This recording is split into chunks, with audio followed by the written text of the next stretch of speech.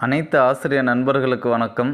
இன்றைக்கு நம்முடைய சேனலில் பிஜிடிஆர்பி 2024 எக்ஸாமுக்கு எப்படி ப்ரிப்பேர் பண்ணுறது, எப்படி ப்ரிப்பேர் பண்ணால் நம்ம ஈஸியாக நம்முடைய கோலை அச்சீவ் பண்ணலாம் அப்படின்றத பற்றி தான் பார்க்க போகிறோம். ஸோ வீடியோவை ஸ்கிப் பண்ணாதீங்க. வீடியோக்குள்ளே போகிறதுக்கு முன்னாடி நீங்கள் நம்ம சேனலை என்ன சப்ஸ்கிரைப் பண்ணால் கண்டிப்பாக ஒரு சப்ஸ்கிரைப் பண்ணிக்கோங்க. இப்போ ஃபஸ்ட்டு எக்ஸாமுக்கு ஆனுவல் பிளானர் படி டென்டேட்டிவாக 8 மந்த் டைம் கொடுத்துருக்காங்க. ஸோ இப்போ நம்ம இந்த 8 மந்த்தை கால்குலேட் பண்ணக்கூடாது. ஃபஸ்ட்டு 3 மந்த்து கால்குலேட் பண்ணிக்கோங்க. ஏன்னா ஃபஸ்ட்டு 3 மந்தில் நம்ம ஃபுல்லாக படித்து ரிவைஸ் பண்ணி எக்ஸாமுக்கு ப்ரிப்பேர் ஆகிட்டோம் அப்படின்னா அடுத்து 3 மந்த்து இன்னும் நல்லா திரும்ப ரிவைஸ் பண்ணால் நம்ம ஃபுல்லாக என்ன பண்ணிவிடுவோங்க, இன்ச்சு பை இன்ச்சு நம்ம கவர் பண்ணுற மாதிரி ஆகிடும். ஓகேங்களா? ஸோ அதுவும் இல்லாமல் 8 மந்த்து இருக்குது அப்படின்னு யோசிக்கிறதுக்கும் 3 மந்த்து தான் இருக்குது அப்படின்னு யோசிக்கிறதுக்கும் எவ்வளோ வித்தியாசம் இருக்குது. ஸோ அதற்காக தான் சொல்கிறேன், காலத்தை நம்ம தான் சுருக்கிக்கணும். ஸோ நம்ம சுருக்கி அதுக்கேற்ற மாதிரி பிளான் பண்ணி அதுக்கேற்ற மாதிரி படித்தா தான் நம்மளால் ஈஸியாக அச்சீவ் பண்ண முடியும். ஓகேங்களா? இப்போ ஃபஸ்ட்டு இந்த 3 மாதத்துக்கு நீங்கள் பிளான் ஷெட்யூல் பண்ணிக்கோங்க. ஸோ இப்போ பாருங்கள், ஃபஸ்ட்டு சிலபஸில் யூனிட் வைஸ் நம்ம படிக்கிறோம். இந்த சிலபஸில் நீங்கள் யூனிட் வைஸ் படிக்கும்போது இப்போ யூனிட் 1 படிக்கிறீங்க, ஒரு 50% கவர் பண்ணிவிட்டு திரும்பவும் யூனிட் 2 படிக்கலாம் அப்படின்னு சொல்லி யூனிட் 2 போவீங்க. அப்புறம் யூனிட் 2ல் படிச்சுட்டே இருக்கும்போது யூனிட் 4 போகலாம், 3 போகலான்னு சொல்லி நீங்கள் என்ன பண்ணுவீங்க, ஃபுல்லாக அதுலேயும் பிட்டாக வச்சுட்டு போவீங்க. அந்த தப்பை மட்டும் பண்ணாதீங்க. நீங்கள் ஃபஸ்ட்டு எடுத்து யூனிட் 1 படிக்கிறீங்க அப்படின்னா யூனிட் 1 ஃபுல்லாக ரிவைஸ் பண்ணணும், ஃபுல்லாக ரீட் அவுட் பண்ணணும். அது சம்மந்தமான அனைத்து தகவலும் நீங்கள் என்ன பண்ணணும், உள்ளே கேதர் பண்ணணும். என்னை பொறுத்த வரைக்கும் நீங்கள் யூனிட் 1 ஃபுல்லாக கவர் பண்ணுறீங்கன்னா அதில் 90% ஃபுல்லாக கவர் பண்ணணும். ஏன்னா நம்மளால் 100% ஃபுல் அண்ட் ஃபுல் நம்மளால் என்ன பண்ண முடியாது, கவர் பண்ண முடியாது. ஆனால் 90% ஈஸியாக கவர் பண்ணலாம். ஸோ இப்போ நீங்கள் சிலபஸில் ஃபஸ்ட்டு யூனிட்டு 90% கவர் பண்ணிட்டீங்க அப்படின்னா அடுத்தது நீங்கள் என்ன பண்ணக்கூடாது, யூனிட் 2 போகக்கூடாது. அந்த யூனிட் 1க்குரிய கொஸ்டின் பேப்பரை ஃபுல்லாக நீங்கள் என்ன பண்ணணும், ரிவைஸ் பண்ணணும். ஓகேங்களா? மாடல் கொஸ்டின் பேப்பர் இருக்கும், அந்த கொஸ்டின் பேப்பர் ஃபுல்லாக நீங்கள் என்ன பண்ணணும், ரிவைஸ் பண்ணணும்.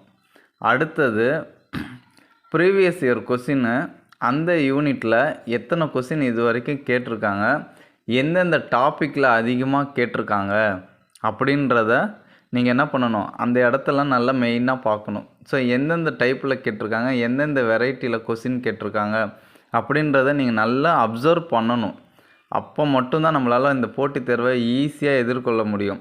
எல்லோரும் படிக்கிற மாதிரி படிக்கக்கூடாது. நல்லா புரிஞ்சுக்கோங்க, நமக்கு இது வரைக்கும் ப்ரீவியஸ் இயரில் எப்படிலாம் கொஸ்டின் கேட்டிருக்காங்க, எந்த டைப்பில் கேட்டிருக்காங்க, இந்த லைனில் எப்படி மாற்றி கேட்டிருக்காங்க அப்படின்றத நீங்கள் கெஸ் பண்ணணும்.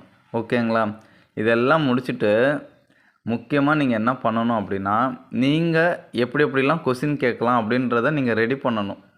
ஸோ அந்த மாதிரி ரெடி பண்ணால் மட்டும்தான் உங்களால் ஈஸியாக கொஸ்டினுக்கு ஆன்சரை கண்டுபிடிக்க முடியும். நல்லா புரிஞ்சுக்கோங்க, நம்ம எல்லாருமே படிப்போம், கஷ்டப்பட்டு படிப்போம், ஆனால் இதெல்லாம் செய்யவே மாட்டோம். ஓகேங்களா? ஸோ நீங்கள் கொஸ்டினை எடுங்க. இப்போ யூனிட் 1ல் இந்த மாதிரி நீங்கள் தரவு பண்ணிட்டீங்கன்னா யூனிட் 2 போகும்போது கொஞ்சம் யூனிட் 1க்கு மட்டும்தான் உங்களுக்கு சிரமமாக இருக்கும். ஐயோ என்ன இந்த மாதிரி இருக்குது அப்படின்ட்டு. நீங்கள் இந்த அளவுக்கு ஆழமாக டீப்பாக படிக்கிறீங்க அப்படின்னா அடுத்து யூனிட் 2 யூனிட் 3லாம் நீங்கள் ஈஸியாக படிச்சுட்டு வந்துடுவீங்க. உங்களுக்கு செல்ஃப் கான்ஃபிடென்ட் லெவல் ரொம்ப இன்க்ரீஸ் ஆகிடும். நீங்கள் இதை ஃபாலோ பண்ணுங்கள், யூனிட் வைஸ் படிங்க. யூனிட் 1 முடிச்சிட்டிங்கன்னா அடுத்தது அது சம்மந்தமான அனைத்து கொஸ்டினுக்கான ஆன்சரை நீங்கள் என்ன பண்ணுங்கள், ப்ரிப்பேர் பண்ணுங்கள். நீங்கள் கொஸ்டினை ப்ரிப்பேர் பண்ணுங்கள். ஓகேங்களா? சரி, இப்போ நம்ம இந்த மாதிரி சிலபஸ் படித்து முடிச்சிட்டோம். இப்போ அடுத்தது என்ன பண்ணணும் அப்படின்னு பார்த்தீங்கன்னா, இது நம்மளுடைய மேஜர் மட்டும்தான் நம்ம படிப்போம். ஆனால் மார்க் எப்படி கன்சிடரேட் பண்ணுறாங்க பாருங்கள். மேஜரில் 110, எஜுகேஷன் சைக்காலஜியில் 30 மார்க்கு, ஜிகேயில் 10, மொத்தம் 150. இது மட்டும் இல்லாமல் பேசிக் தமிழ் எலிஜிபிலிட்டிக்கு தமிழ் வச்சுருக்காங்க. ஸோ அதுலேயும் நம்ம மார்க் எடுக்கணும். ஸோ இப்போ இதெல்லாம் என்ன பண்ணணும், மேஜர் மட்டும் பார்த்தா போதுங்களா? ஜிகே டே பை டே நீங்கள் என்ன பண்ணணும், ஜிகே கரண்ட் அஃபேர்ஸ் வந்து நீங்கள் படிக்க ஆரம்பிச்சிடணும். இந்த 8 மாதத்துக்குரிய கரண்ட் அஃபேர்ஸ் வந்து இதுக்குன்னு ஒரு நாள் தனியாக ஒதுக்காதீங்க.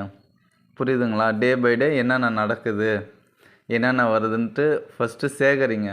ஏன்னா நம்ம தினமும் நியூஸ் பேப்பர் படிக்கும்போது பார்த்திங்கன்னா அது ஈஸியாக பாயிண்ட் உள்ளே போய் சேரும். எல்லா ஜிகேவையும் ஒரே நாளில் நம்ம என்ன பண்ண முடியாது, மக்கப் பண்ண முடியாது. அது ரொம்ப சிரமமாக இருக்கும். ஓகேங்களா? ஸோ ஏன்னா ஜிகே நமக்கு அவ்வளோ இன்ட்ரெஸ்ட் வராது. கடைசியாக பார்த்துக்கலாம்னு சொல்லி நம்ம எல்லாருமே என்ன பண்ணுவோம்னா மேஜர் தான் பார்ப்போம். சைக்காலஜி கூட பார்க்க மாட்டோம். மேஜர் 110க்கு தான் இம்பார்ட்டன்ட் கொடுப்போம். ஸோ அந்த தவறை பண்ணாதீங்க. எல்லாத்துக்குமே இம்பார்ட்டன்ட் கொடுங்க. மேஜருக்கு 110ன்றதுனால அதிகமாக இம்பார்ட்டன்ட் கொடுக்குறோம். அடுத்து சைக்காலஜி, ஜிகேவை day by day current affairs பாருங்கள். 1 வீக்குக்கு என்னென்ன நடந்திருக்கு அப்படின்ட்டு நீங்கள் எதுவும் வந்து தேட வேணாம். நெட்டில் சர்ச் பண்ணால் அதுவாக வந்துடும். ஓகேங்களா? ஸோ அதை நீங்கள் ஒரு தடவைக்கு 2 தடவை படிச்சுக்கோங்க. அதில் எதெல்லாம் கேட்குற மாதிரி இருக்குன்னு உங்களுக்கு தோணும், அதை எடுத்து நோட்டில் ஹிண்ட்ஸ் எடுத்துக்கோங்க. ஓகேங்களா? அடுத்தது சைக்காலஜி நம்ம எப்படி படித்தாலுமே அந்த கொஸ்டின் வராது. இப்படி சொல்கிறேன்னே நினைக்காதீங்க. ஏன்னா அவங்க வெரைட்டியாக கேட்பாங்க. ஸோ நம்ம படிக்கிற புக்கை தெளிவாக படிச்சுக்கோங்க. அதை தான் சொல்ல முடியும். நீங்கள் படிக்கிறத தெளிவாக படிச்சுக்கோங்க. கண்டிப்பாக 30 மார்க்கில் ஒரு 20 மார்க் அட்டன் பண்ணுற மாதிரி வரும். 10 மார்க் தான் ரொம்ப டிஃபிகல்ட்டாக வரும். அதனால் நீங்கள் எல்லா சப்ஜெக்ட்டுக்குமே இம்பார்ட்டன்ட் கொடுங்க. அடுத்தது ஹிண்ட்ஸ் எடுத்து படிங்க. நீங்கள் படிக்கும்போது என்ன பண்ணுங்கள், ஹிண்ட்ஸ் எடுத்துகிட்டே வாங்க.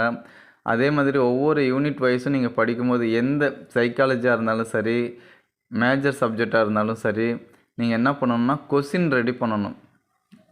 ஆன்சர் சொல்கிறது ஈஸி, ஆனால் கொஸ்டின் ரெடி பண்ணுறது தான் கஷ்டம். அதனால் நீங்கள் அந்த கஷ்டமான வேலையை செஞ்சிட்டிங்க அப்படின்னா உங்களுக்கு ஈஸியாக அமைஞ்சிடும் ஆன்சர். ஓகேங்களா? ஸோ உங்களுக்கு இந்த வீடியோ யூஸ்ஃபுல்லாக இருக்கும் அப்படின்னு நம்புகிறேன். ஓகே, தேங்க்ஸ் ஃபார் வாட்சிங். Thank you to all the best.